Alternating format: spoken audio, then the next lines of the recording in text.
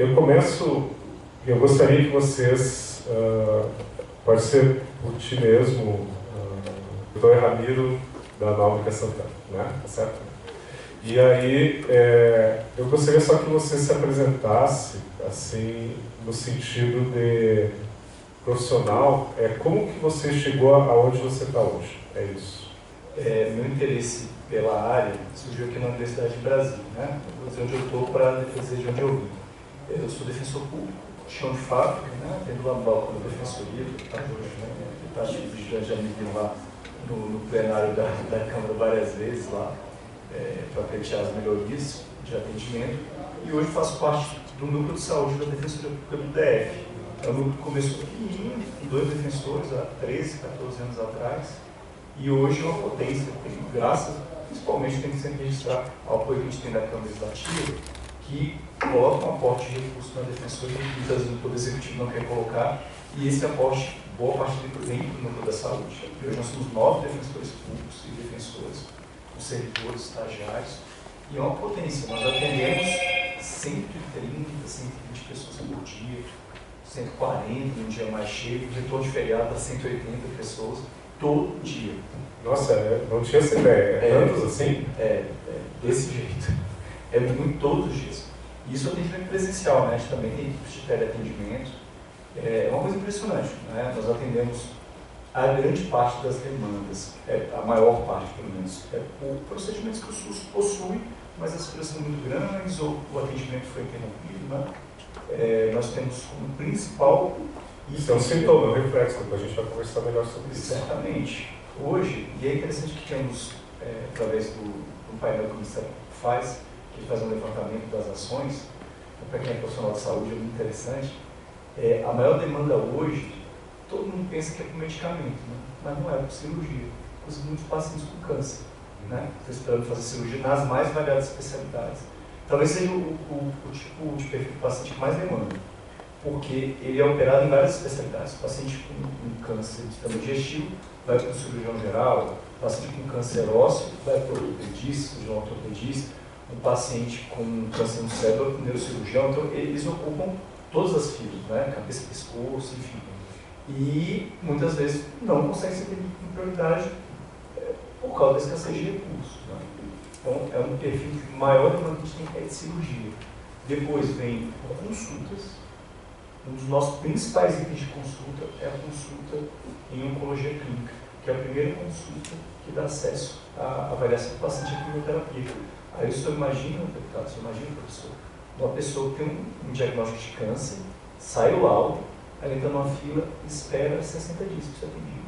Imagina uma pessoa 60 dias em casa, o câncer comendo ela e ela aguardando uma fila. É o nosso principal. Isso sem contar quando não tem um laudo ainda do diagnóstico, o paciente tem um tumor, sabe-se que é um tumor clinicamente, mas não tem um laudo ainda para dizer. Quer dizer, a espera para conseguir o laudo ainda para a biópsia, o laudo tem mais esse tempo ainda. Tem a fila da biópsia, exatamente. Para fazer a extração da biópsia, depois para fazer o laudo histopatológico, é fila atrás de fila. Então, quando a pessoa chega na fila certa para a consulta de oncologia clínica, já passou por várias filas. E a gente vai acompanhando todas essas filas, depois a fila para cirurgia, enfim, fila atrás de fila. A judicialização da fila, que muitas vezes não é fila, né? Porque tem fila que, na verdade, se chama fila, mas é uma barreira de acesso. É um quarto escuro onde trancam as pessoas. Uma fila de 3 anos não é uma fila, né? Nós não pegaremos essa fila. Ninguém pega uma fila, vai almoçar, pega uma fila de 5 horas para almoçar. Você não vai conseguir almoçar, né? Então, a gente não chama isso de fila, né? Mas a gente dá o nome de fila por enfim, um grupo de cadastrados para fazer uma cirurgia, aguardando 3 anos. Não é fila, é uma forma de negar acesso, muitas vezes, à fila. E aí a gente tem que levar esse cuidado. E a gente também tem um perfil, né, de atuação nas ações com medicamentos, né? Essa é a que fica mais famosa na atuação. Mas aí o senhor aí se formou, né, aqui, e aí foi, logo em seguida, já foi para a defensoria? Não. Tem uma história longa, até consegui entrar na defensoria. Quem dera fosse rapidinho assim, é difícil. Eu, então, participo com esse grupo de colegas e formo desde 2011 no núcleo de saúde, né? Eu coordenei uma parte desse tempo e comecei em 2010, 2009, 2011 entrei na defensoria e já entrei na área de saúde e a partir de 2012 comecei a coordenar. E o meu sonho era ser defensor público e coordenar a área de saúde. Então, em 2012, eu tinha 30 anos de idade e realizei meu sonho profissional. Foi uma honra, né? E quando é que nasceu esse sonho? Nasceu aqui na Universidade de Brasília. Eu me formei no curso de Direito e um pouco antes de terminar o curso, um professor ofereceu um curso sobre Seguridade Social, coisa que a gente não tinha na universidade. Você aprende direito civil, direito tributário, direito penal, um monte de coisa que a gente nunca usa, mas a gente aprende. Tem direito de família, que todo mundo acaba usando um dia, né? E veio um professor, procurador da República, e dá uma aula sobre Seguridade Social. Na época, eu era técnico judiciário, lá no Tribunal de Justiça, assessorava um juiz, hoje desembargador aí, e comecei a ver essas ações de saúde surgirem. Então, eu comecei a ver no primórdio da judicialização da saúde, o ano era 2003, quando eu comecei a ver isso surgir. Eu juntei uma coisa com a outra, fiz meu trabalho final de curso nessa área, e aí, logo em seguida, com 2 anos ali, eu fiz, um ano mais ou menos que eu tinha formado, fiz concurso para defensor público. Fui aprovado e fiz o concurso do mestrado aqui da defensoria, ou da UNB. Fui aprovado aqui no mestrado. E fiz meu mestrado aqui e me especializei em judicialização da saúde. Né? E aí terminei o mestrado um pouco depois, a defensoria me convocou. Né? Coincidência? Isso. E aí entrei na defensoria, já tinha essa formação, entrei no núcleo da saúde e aí segui minha obsessão por estudar saúde e judicialização da saúde. Também fiz o doutorado na área e eu hoje integro o Fórum de Saúde do Conselho Nacional de Justiça. É um fórum interinstitucional que tem representação, né, ele guia a política judiciária para a saúde no Brasil e eu represento a Defensoria Pública Brasileira nesse fórum. E não foi no doutorado que teve a tese que o senhor recebeu o prêmio? Isso. Me fala um pouquinho mais dessa tese. Como assim? O que aconteceu? O que acontece? A Academia Brasileira, um espaço bom para fazer crítica acadêmica, ela olha o fenômeno da judicialização da saúde e toma o todo por uma pequena parte. 15, 20% das ações são relacionadas a medicamentos. Vou pegar aqui o DF, nossa realidade, né? Se a gente for lá no portal do Ministério Público, que tem esse contexto todo, tem 15, 20% de ações relacionadas a medicamentos. Então a grande maioria está pedindo outra coisa, está pedindo acesso àquilo que o SUS prometeu não está entregando. Mas toda a academia e a maior parte das críticas institucionais, elas se dirigem à judicialização por medicamentos de alto custo. Só que isso é uma pequena parcela. Boa parte das demandas de pacientes por câncer responde a isso. Né? Mas é uma minoria, só que custa dinheiro e por isso se chama atenção. E aí, o foco do estudo acadêmico não está na pessoa, está no dinheiro. Onde custa mais, as pessoas estão fazendo os estudos e estão afirmando que pessoas com melhores recursos estão judicializando, estão puxando para si os recursos da saúde e isso está destruturando o orçamento do SUS. Agora, na realidade, isso não se sustenta. Por quê? A maior parte das pessoas, na verdade, são atendidas pela Defensoria Pública. 95% das ações que tramitam no judiciário do DF hoje são patrocinadas pela Defensoria Pública. Então, não tem diferença entre gente pobre no acesso à justiça para essa área. Talvez tenha algum lugar no Brasil, mas a maior parte dos estados tem defensoria organizada, tem núcleos especializados de saúde que estão judicializando. O pobre também precisa da judicialização. Muito. E é o que mais utiliza. E, em segundo lugar, ao mesmo tempo que temos ações que vão criar uma pressão orçamentária, sim, medicamento 300 mil, 500 mil reais, R$1 milhão. Do outro lado, nós temos um volume enorme de ações pedindo que seja feito o que tem que ser feito. Uma pessoa que está com câncer precisa ser consultada por um oncologista? Precisa. Uma ação judicial ajuizada nesse sentido ajuda o SUS, não atrapalha. Muitas vezes, a pessoa não sabe que tem direito. Aí vai lá falar com o deputado Jorge Fernando, vai falar com o deputado Chico Vigilante e fala, não, vai aqui, ó, procura a defensoria, está aqui, encaminhado para o núcleo que a gente tem lá na legislativa. Muitas vezes ali a gente capta essas pessoas que não sabem os direitos que têm e aí a gente atua. O sistema de justiça, né, ele é integrado pelo Poder Judiciário Central, o Ministério Público e a Defensoria, as Procuradorias, a Ordem, né, os advogados. A Defensoria, ela não consigo estruturar como o irmão mais novo dessa família do sistema de justiça. Esse clube já está fechado. Ele é o judiciário e o Ministério Público. Tanto é que pode olhar que o salário deles é até conjugado, né? Isso, equivalente. Equivalente. A defensoria... Mas havia uma luta para isso, né? Existe uma luta para isso, para ter essa equivalência. Existe. Eu não sou muito dos defensores corporativos que querem defender que a defensoria seja um judiciário dos pobres. Eu não tenho essa obsessão, não. A defensoria pode ser outra coisa, inclusive melhor sendo diferente. Né? Mas o fato é que a estrutura que a defensoria tem, embora aqui no DF seja, comparativamente com outras defensorias, uma estrutura boa, ela é muito deficitária se a gente comparar com o Ministério Público e o Poder Judiciário. Né? Basta a gente olhar a sede da defensoria, que na verdade ninguém sabe onde é que fica, talvez os senhores saibam, né? Lá os senhores sabem, uma parte das pessoas não sabe, CIA 317, escondido lá no CIA, uma parte das pessoas não sabem nem chegar assim, não é quase língua estrutural, o que eu acho até bom, né? Que o meu fica perto do público, mas infelizmente ele acaba ficando longe. Por quê? Porque as pessoas não chegam de ônibus ali, né? A questão do transporte.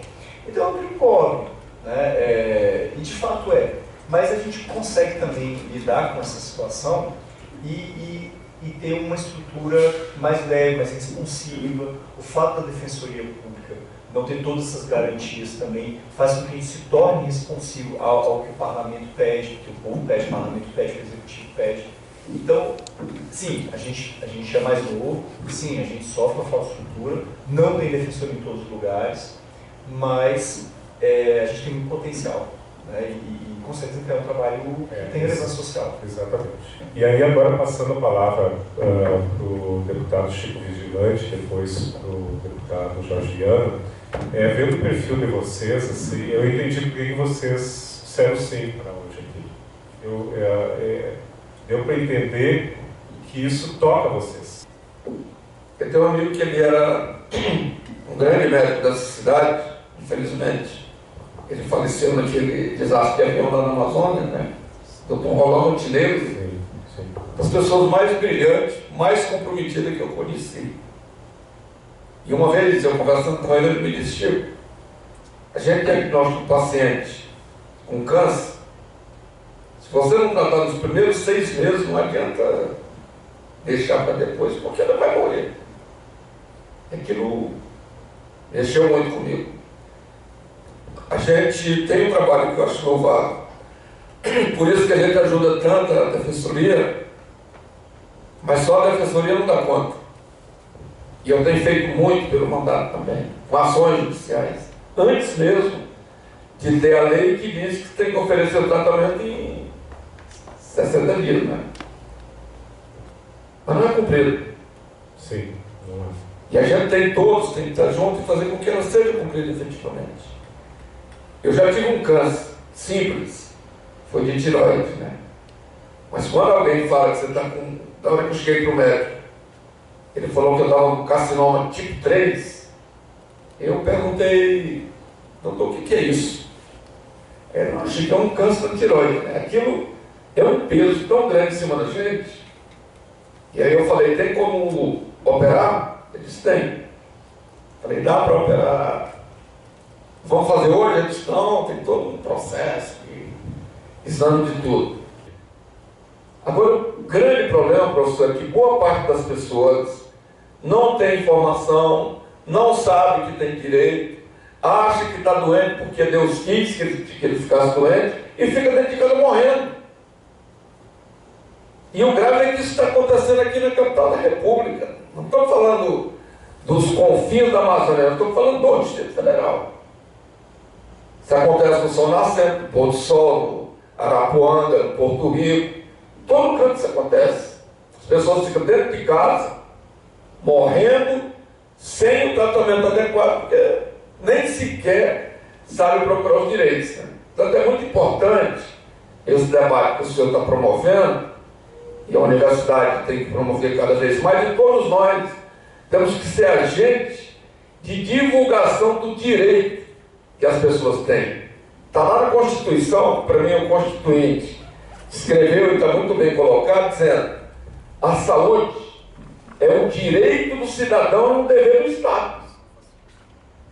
Coloca lá, direito do cidadão e dever do Estado. Se é um direito do cidadão e dever do Estado tem que honrar a sua obrigação.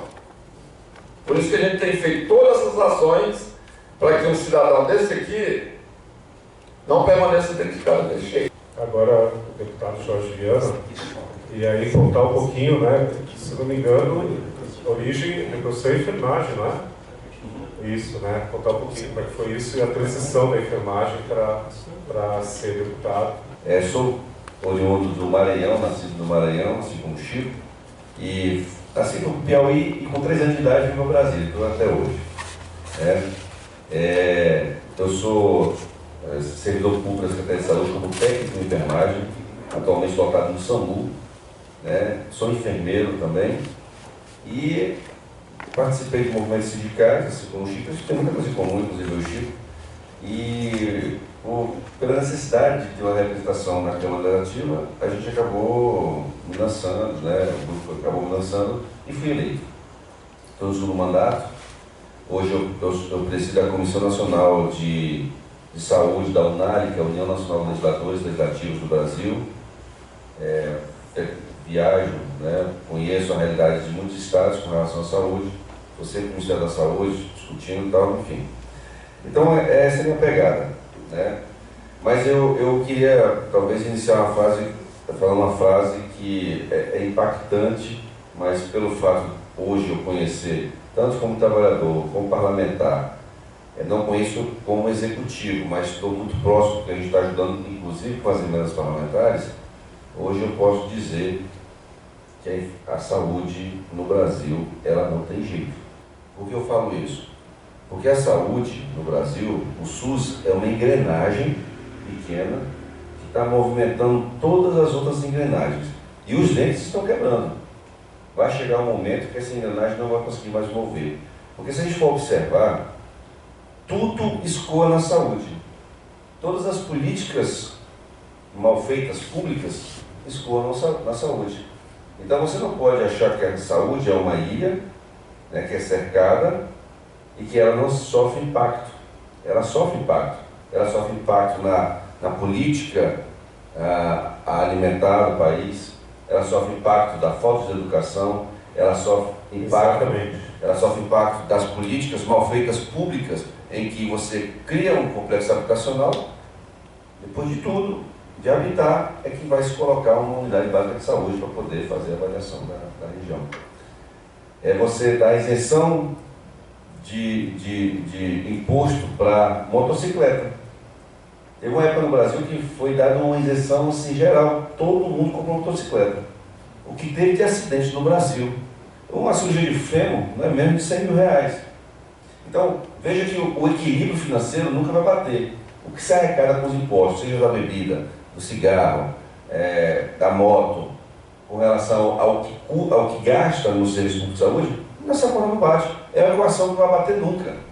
Recentemente, eu tive a oportunidade de salvar vidas junto com o Chico aqui na Câmara, de 2 crianças que mandaram um projeto para a gente, foi um projeto relâmpago, mas aprovamos em 2 horas. Um projeto que garantia um medicamento que custava R$12 milhões. Lembra, Chico? 12 milhões. Como que você tem um sistema de saúde que você tem gastos exorbitantes? Mas poderia valer 1 trilhão, 4 trilhão. Nós faremos do mesmo jeito porque a vida não tem preço. Mas entenda então que o sistema de saúde ele está sendo bombardeado a todo momento pelas políticas mal feitas, as políticas mal feitas, públicas, e que o impacto está sendo feito e que nós vamos no futuro sofrer mais ainda. Então, quando eu falo que a saúde não tem jeito, é porque ou a gente resolve realmente os problemas das outras políticas e começam a fazer políticas transversais, em que nós sentemos na mesa para falar de política habitacional, nós quem? A saúde, que sente na mesa para falar sobre política de isenção de imposto de álcool, de cigarro, que a gente sente na mesa para falar de políticas públicas, enfim, aí sim, aí nós começamos a observar, começamos a mudar. Nós temos um grande programa, um dos maiores programas mundiais, que é o Programa Nacional de Atenção Básica, que está só no papel, é tipo, finge que me engano, finge que acredito. Porque nós não temos umas equipes que realmente fazem o trabalho que tem que fazer de acordo com o penado. Porque eles não conseguem fazer a inscrição, não conseguem fazer o cadastro, não conseguem ir ao paciente. Eu até falo, às vezes faço essa relação, que a saúde é um câncer. Não tem cura, mas a gente pode viver por ele. Eu noto assim, houve uma melhora no Brasil em relação à análise de dados estatísticos, assim. Mas e a qualidade de mostrar esse dado estatístico. Mas sem dúvida nenhuma, para toda política pública, ela deve ser servida de dados estatísticos, senão não tem jeito, né? Não tem como visualizar aonde que precisa mais, etc. Vocês têm essa percepção, mas isso é para ficar vocês pensando sobre isso, que o procurador Lucas Serra, antes de chegar na professora, gostaria que o senhor se apresentasse, e aí assim, contar como é que o senhor chegou a essa posição, de onde que o senhor veio e como o senhor está hoje aqui. Bom, em primeiro lugar, agradecendo aqui o convite, eu sou procurador do Distrito Federal, então eu sou um órgão consultivo do Poder Executivo. Antes disso, o que é um procurador para... Vai ficar gravado. Isso é um termo realmente que pode causar uma certa confusão, porque nós temos na divisão de carreiras, né, das funções que são essenciais da justiça, denominações que são muito parecidas. O meu papel, por exemplo, não é de ser o Ministério Público, né, aquele que vai apontar ou fazer uma acusação. Eu também não sou o defensor daquelas pessoas que são hipossuficientes. Eu sou o defensor do próprio Estado, né? Então, digamos assim, né, é a parte menos simpática de todas as funções, porque nós vamos ter que defender o quê?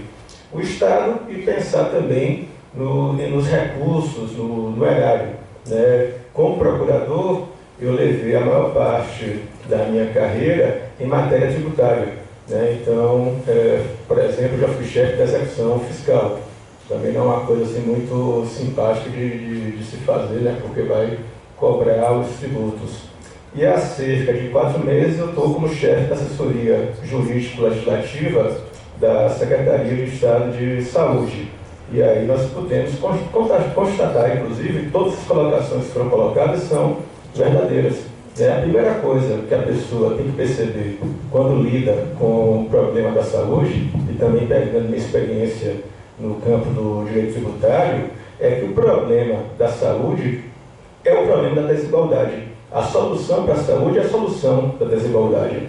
Então, quando nós temos, claro, nós temos problemas alocativos, nós temos falta de recursos, mas nós também temos um sistema tributário que taxa muito mais pesadamente aquele que é mais pobre do que aquele que é mais rico. Nós temos uma resistência cultural muito grande a programas, por exemplo, de renda mínima. Enquanto, se a gente parar para pensar bem, aquele recurso que alguém, quando faz a declaração de imposto de renda e tem a devolução, aquilo também é uma forma de equilibrar a capacidade contributiva dele. E aí se buscam soluções de equilibrar essa capacidade contributiva, que, embora sejam necessárias no contexto, são soluções parciais, como essa questão do passe livre, ou da isenção para uma moto, ou para um veículo. Todas essas soluções são soluções parciais. Tem que se pensar de forma muito mais abrangente como é que se vai resolver o problema de trazer mais igualdade a todos, uma renda mais consistente a todos, porque tudo isso, como bem colocou o deputado Jorge Viana, leva também ao impacto na saúde. As pessoas mais educadas, mais nutridas, elas vão sofrer menos problemas de saúde. E o paciente com câncer, embora ele seja, digamos assim, aquele paciente mais grave, talvez no rol de todas as situações, em última análise ele não obedece a uma lógica diferente. Tudo é uma questão de haver a possibilidade do tratamento e também a possibilidade da prevenção. Além desse papel consultivo, nós também temos o que se chamava lá de núcleo de judicialização, que é justamente para o quê? Para ser uma posição adversarial à defensoria, ou então a proposições ou ações judiciais. Só que, se essa lógica adversarial muitas vezes falha em todo e qualquer processo judicial, ainda mais num tema tão sensível como o da saúde. Por isso que uma das coisas que nós fizemos foi mudar o nome do núcleo, logo de começo. Virou um núcleo de conciliação e desjudicialização. A mera mudança do nome já indica, até para os servidores que vão trabalhar ali, que, olha, a sua lógica aqui não é simplesmente tentar contrapor o pedido. É olhar o seguinte, aquela pessoa que está fazendo aquele pedido, se ela está fazendo aquele pedido, é porque ela tem necessidade.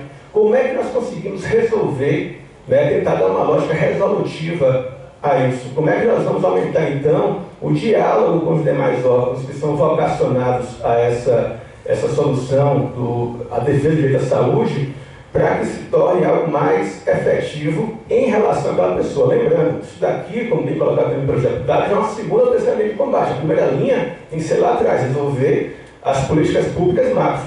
Mas o que a gente pode fazer aqui é, na parte de licitações, contratos no consultivo, um parâmetro para o gestor de que ele pode agir, e quando chega a judicialização, dizer, olha, a gente, claro, né, tem que responder à judicialização, mas vamos tentar responder resolvendo, e não necessariamente nos contrapondo ao pedido. Claro que isso é difícil, isso vai ser gradual, mas é uma lógica realmente favorecer o diálogo e buscar uma solução alocativa, porque também, em última análise, tudo é uma solução alocativa.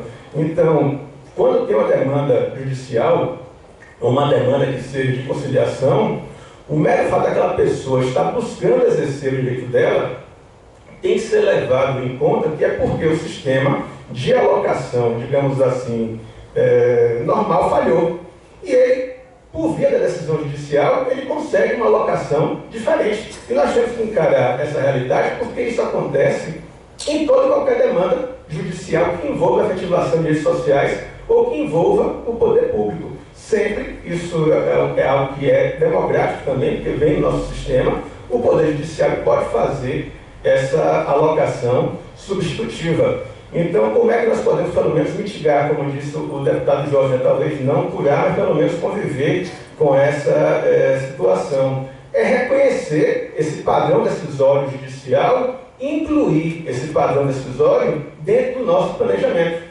Então, por exemplo, se o Ministério Público, como recentemente, cria dados sobre a judicialização, vamos incorporar esses dados como nossos e dizer, olha, temos aqui, então, uma fonte legítima de demandas. A professora, a doutora Débora, agora vou passar a palavra para ela, aí eu fiquei olhando assim, ela é doutora em museologia, né? E aí eu pensando, né, museólogo, é assim, todo país que se preza, ele vai prezar pela sua história. E se prezar pela sua história, isso significa olhar o passado, ver os erros para corrigir para o futuro. E aí entra o museu. E todo país que preserva o seu museu, preserva a sua história, essa profissão é bem valorizada. E no Brasil ela não é tanto assim, né? Eu acho que, né, eu me sinto contemplado por várias falas até que tiveram aqui, mas eu acho que principalmente quando, né, o professor Cláudio chama atenção para a própria questão das cotas, é que esse país é desigual, né? E a desigualdade é isso, e a própria história do Brasil traz essa desigualdade o tempo todo, né? E desigualdade principalmente hoje, né, em cima de uma parcela da população que está sendo minorizada, né, que é a população negra, mas que na verdade é a maioria. É essa população que na verdade tem sofrido os maiores graus de desigualdade, né, e tem sido ficado à margem não só da educação, como também à margem da saúde, né. Eu lembro de a população negra brigou muito, principalmente, né, o movimento negro organizado, brigou muito para a existência do SUS, né, tanto que a partir daí que surgiu, né, as várias discussões sobre ou planos, né, de política para a população negra, porque a gente sabia que quem tem mais recursos não usa o SUS, ou usou o SUS para tomar vacina agora, né, usou por conta da Covid, mas todo mundo tem o seu convênio médico, né, a maioria da população, às vezes, quase hoje, né, principalmente a população idosa, deixando de comer para poder pagar o seu convênio, para poder ter acesso. E aí tem acesso, as leis têm acesso, né? Se for chegar ao, né, o mais grave, que são essas doenças, né, oncológicas, tem condições e tem acesso e tem educação e consegue saber. Quem não tem educação, as próprias pessoas que você mostrou hoje aqui, são pessoas que não têm acesso, né? Não tem acesso, porque até o atendimento foi uma outra questão que você falou logo no começo, né? Por que as pessoas agradecem tanto? Porque o atendimento na saúde é muito diferenciado para a população, né? A gente tem relatos, né? Vários relatos de atendimento, não só da própria questão oncológica, mas sobre parto para as mulheres, então mulheres negras que são, né, a base lá, que são tratados diferenciados na hora do parto, né? E são dados, não estou aqui inventando, né? Eu posso não ter aqui os dados hoje, mas tenho indicação de médicas negras, né, que acompanharam isso e que vem a diferenciação. Então, quando alguém olha e começa a dar informações, meu Deus, que maravilha, muito obrigada, né? Que bom, eu fui tratada como um cidadão, ou como uma cidadã, né? Então, eu acho que essa questão da desigualdade é que perpassa todas essas diferenças. E aí, eu acho que a própria questão ligada à educação, né? Não só a educação junto com saúde, a questão de atendimento de moradia, né? Melhor saneamento básico, tudo isso tem a ver com saúde, né? Porque isso vai bater lá, é isso que a gente, né? Vocês acabaram de comentar todos aqui, né? Se a gente não pensar isso, né? E não pensar o país uma possibilidade, ou mesmo mudança de impostos, né? Mudança de outras, né? De benefício do próprio investimento do Estado, de políticas públicas que alcancem e que diminuam essa desigualdade, a gente vai continuar chutando gelo, né? Que vai ser isso. Qualquer tratamento, isso às vezes qualquer tratamento, nem precisamos nem chegar ao máximo que é a oncologia, né? Mas a gente acaba tendo várias necessidades. Eu sou uma pessoa de fora, né? Primeiro eu sou fora aqui, diferentemente de todos vocês, mas devo ser aqui menos tempo, estou aqui em Brasília, estou em Brasília há 18 anos, né? E fui não só, né, atendida, tive que buscar várias vezes atendimento de saúde, né? Principalmente em relação aos meus pais, que quando vim para cá trouxe pais idosos, né? E fui, claro, a gente não tinha, minha família não tínhamos condições, não temos condições até hoje para manter plano de saúde, né? Para o pai e mamãe com mais de 90 anos. Né? Então, a utilização do sistema de saúde nesse período, eu acompanhei até o ano passado, quando, né, faleceu a minha mãe. E eu fui percebendo, desde que eu cheguei aqui, de que foi piorando o sistema de saúde. O que eu percebo é que mesmo que é só a gente sentar na frente né, da televisão, ver os jornais do meio-dia, né, que são os que mais falam, o problema de atendimento, né? E aí, assim, o que é que acontece? Eu acho que isso deve estar ruim em todos os lugares, só veio piorando, não sei se é só, estou acompanhando mais o de Brasília, né? Mas percebendo que as várias regiões administrativas, principalmente, né, as que têm a população, né, mais pobre, negra, né, são as que têm mais problemas, né, e que aí não tem esse acesso. Então, não adianta a gente acaba sendo a existência, né, de um país que tem leis, né, que são bem feitas, que são ótimas, que são de atendimento, mas que não funcionam, porque não há possibilidade da população nem chegar a saber que existe, né? E aí a gente sabe, eu acho que hoje a gente já vão mudar, né, nós já estamos com falo que a pirâmide diferenciada, quer dizer, mais idosos do que jovens, né, no Brasil, então, e talvez com um pouco mais de escolaridade, né, pelo menos se for diminuindo o número de pessoas analfabetas, mas a gente ainda está tratando dessas pessoas, e essas pessoas não chegam. As mulheres empregadas domésticas, as negras empregadas domésticas não chegam a esse acesso, elas não têm nem fundo de garantia, não são registradas, não estão, e aí ficam doentes. Às vezes ela é arrimo de família, os 4, 5 filhos que ela tem, então realmente não vai chegar.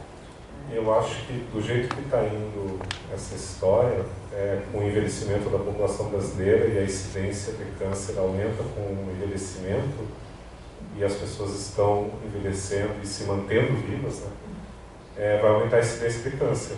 E aí não vai, daqui a 30 anos vai ser pior, do jeito que está indo, vai ser pior. Tem um estudo que fala que se nós vivêssemos 100 anos, todos nós íamos ter câncer. Então, de fato, nós vamos ter câncer. Mas o que está causando isso? É o estilo de vida, é o discutir da alimentação. Quando eu falei da alimentação aqui, falei rapidamente, mas é um negócio muito mais complexo. Quem manda na alimentação brasileira são as indústrias alimentícias, que não querem tirar o sal e o açúcar dos alimentos. Então, e hoje se alimentar mal é muito mais barato. Então, o que a professora falou, nas comunidades periféricas, a família vai levar os meninos para comer um X-tudo, um X-tudão, porque é barato e dá para todo mundo. Mas olha o que tem lá dentro. Ele não consegue levar para fazer um lanche melhor. É um ciclo vicioso, né? Então esse é o nosso futuro. Sabe? Esse é o futuro. Se a gente não tiver uma política, principalmente no Congresso Nacional, que possa combater, né, a nossa alimentação, né, seja as gorduras, seja o sal e o açúcar, seja o agrotóxico. Eu estive conversando com o presidente da Comissão de Saúde lá de Mato Grosso, deputado Lívio, do PT. Conhece o Lívio, né? Ele é teu amigo. E ele falou assim, eu fazendo um balanço geral para poder levar para o ministro da Saúde, dos problemas, porque o enredo é o mesmo, só muda os protagonistas. Mas em algumas cidades existem umas especificidades daquela região ali do problema de saúde. E ele falou assim, Jorge, o meu problema aqui são os agrotóxicos. Então nós temos que diminuir os agrotóxicos. Pronto, é o problema lá do Mato Grosso. Então, quantas pessoas lá não vão para os hospitais com problemas referentes ao consumo com agrotóxicos? Não só contato, né, de trabalho, mas também o consumo.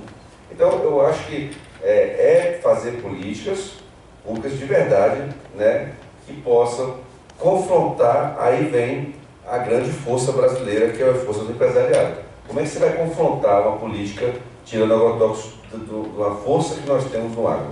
Como é que você vai tirar o açúcar da Coca-Cola? Então, a força contrária vai muito forte. Nós estamos preparados, os que foram eleitos para lá, eles estão preparados a realmente enfrentar esse comércio, esse lobby? Então, é isso que... se a gente não resolver isso, meu amigo, vamos sobrevivendo. O Hospital de Base do Distrito Federal, eu cheguei aqui em 77, qualquer pessoa que sofresse um acidente grave na rua e tudo, leva para o Hospital de Base, vai para o Hospital de Base. Então temos recursos mal distribuídos, má gestão, o preconceito, né, da discriminação entre brancos e pretos, no mínimo, para falar de outras coisas mais, ou classe econômica. Temos a má distribuição de renda propiciada por um erro tributário também, que aumenta. E assim vai.